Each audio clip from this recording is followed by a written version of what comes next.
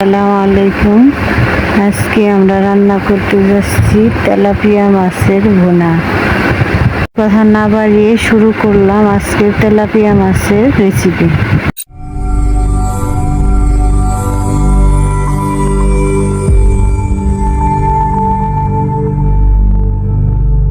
দিচ্ছি তেল, তারপর তেল গরম হওয়ার পর দিয়ে দিলাম মরিচ কাটা ও পেঁয়াজ কুচি।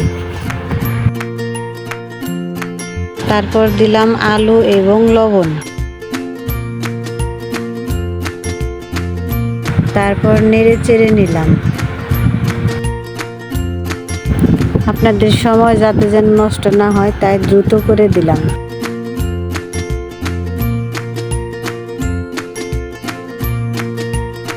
এখন দিয়ে দিচ্ছি মরিচের গুঁড়ো, হলুদের গুঁড়ো, লবণ ও আদা বাটা।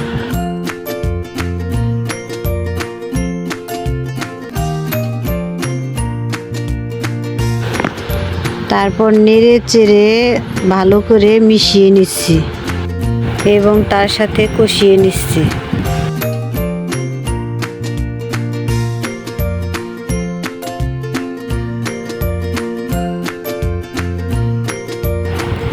তারপর দিয়ে দিলাম আগে থেকেই হলুদ মরিচের গুঁড়ো দিয়ে মেখে রাখা তেলাপিয়া মাছের টুকরোগুলো দেওয়ার পর কিছুক্ষণ নেড়ে চেড়ে ভালো করে মিশিয়ে নিলাম। তারপর অল্প পরিমাণ পানি দিয়ে সব কিছু দেওয়ার পর ভালো করে কষিয়ে কিছুক্ষণের জন্য ঢাকনা দিয়ে ঢেকে দিব। আপনারা যদি এই ভিডিওটি ইউটিউব থেকে দেখেন তাহলে সাবস্ক্রাইব করবেন এবং আপনারা যদি ফেসবুক থেকে ভিডিওটি দেখেন তাহলে চ্যানেলটিকে ফলো করে রাখবেন এরকম আরও ভিডিও পেতে।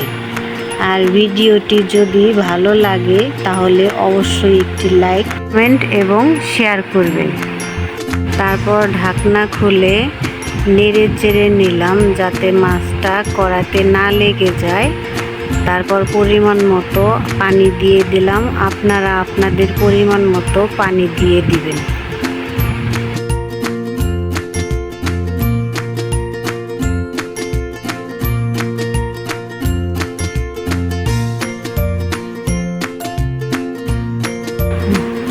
পানি দেওয়ার পর আবার কিছুক্ষণ নেড়ে নিয়ে আবার ঢাকনা দিয়ে ঢেকে দিলাম। তরকারিটি সম্পূর্ণভাবে না হওয়ার আগ পর্যন্ত জাল করব।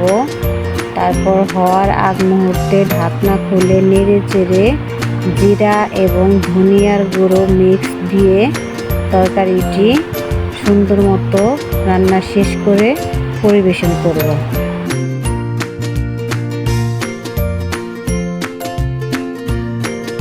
যদিও আমার তরকারিতে লবণ দ্বিতীয়বার দেওয়া লাগে না, তারপরও লবণের পরিমাণ ঠিক আছে কিনা সেটা জানার জন্য একটু লবণ টেস্ট করে নিলাম।